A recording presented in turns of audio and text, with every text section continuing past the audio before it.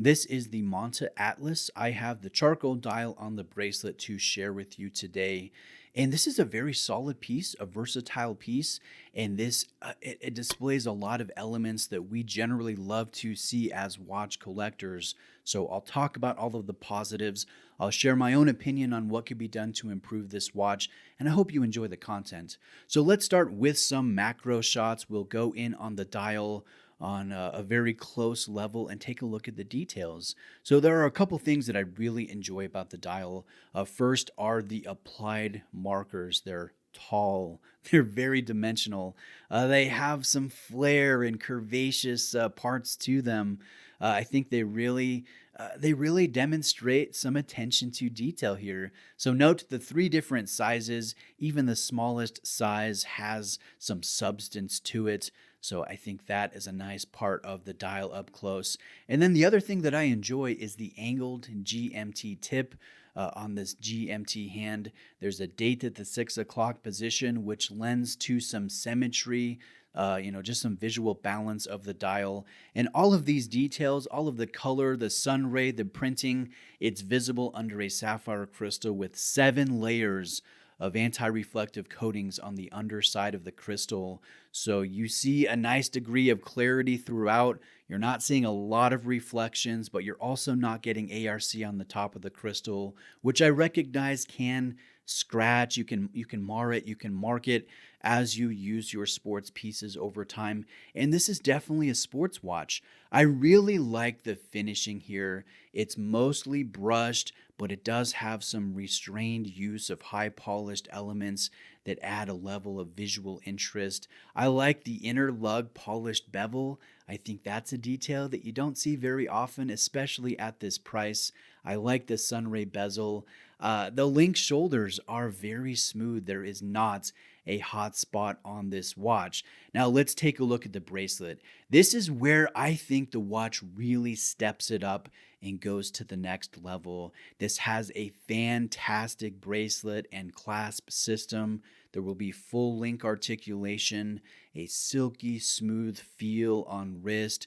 There are screw pin connectors, an inverted end link, a very solid sports style clasp that has a flush lock system or flip lock.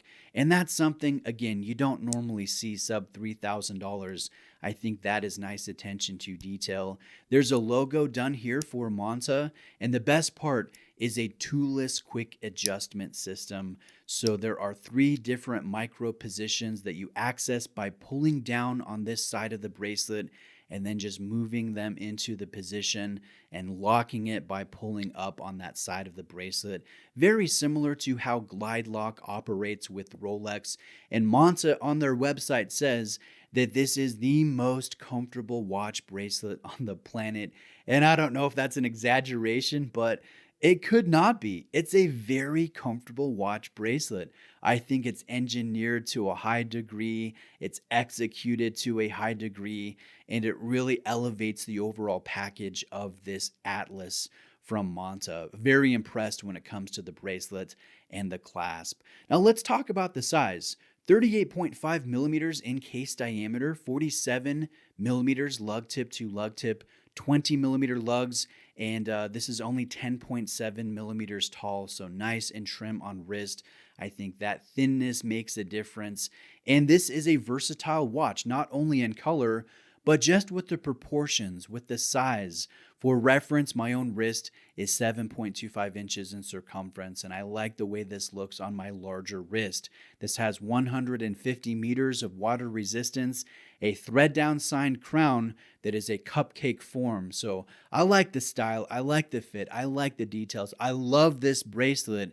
And then the movement within will be a Solita. Monta calls it the M23, but this is a 330 movement, which essentially is the GMT complication of the ETA 2892 architecture. Very tasteful finishing throughout. 56 hours of power reserve, and this will be a dual time or a caller type of GMT and not what is referred to as a true GMT or a traveler GMT. So this one is great for tracking another time zone. It's not necessarily great for traveling with when it comes to adjusting the local hour hand without hacking the balance. A positive with a dual time like this one is you have a quick set date, which can be a very big annoyance on a traveler GMT when you let the power reserve die off and then a few days go by and you have to adjust the date. So there are positives and negatives for both styles of GMT, but this one is considered a dual time or a collar GMT. Now, this watch will be available in a blue dial, an opaline silver dial, and this charcoal or anthracite dial. I think this color is very clean, very versatile. It really matches anything. It can go in almost any type of situation, and I do enjoy the use of red as an accent color. The retail price on this Atlas is $2,385. Now, that's not an insignificant price to compete at. I think you're in Longines territory. You're in some upper level Seiko territory. You're looking at used Grand Seiko quartz movements when it comes to the pre-owned section of the market. You're looking at Tag Heuer. You're looking at Oris territory here. So there are a lot of great options when it comes to having around $2,000 to spend on a watch. But this one, this Monta, is a perfect example of a brand bringing the various elements that we like to see as collectors, but also keeping the price attainable, not overcharging for the very real quality at play here. So I really like to see watches like this, watches that have above average finishing, very nice details, a great movement, a great bracelet, and of course a quick adjustment clasp. I like the lume here. I like the water resistance. I like the overall versatility. I think with the Monta Atlas, you really feel like you're getting your money's worth and you're not overpaying for a brand name or a style.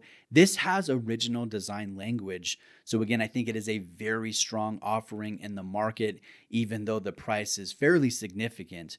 Now, what about areas for improvement? I've spent some time with this watch and I've thought of a couple things, but I recognize they are purely subjective and you might not agree with me. As a larger guy, I would like to see a larger case option just for my personal preference, but I do recognize the reasoning with going with a sub 40 millimeter design. This is really tapping into the current market trend when it comes to sport sizes. So again, a personal preference there. But I would also like to see this logo refined and scaled down, similar to how Monta has done that with the Ocean King. But I think it's, again, minor and subjective, and they may do that in future generations of the Atlas. Overall, a solid watch. Thank you to Monta for allowing me to check it out and share with you. I'll place a link to their website below. I'll also link their social media so you can follow them and see what they're working on at any given time. Thanks for watching today. Reach out with questions. Please subscribe for more, and I'll see you next time.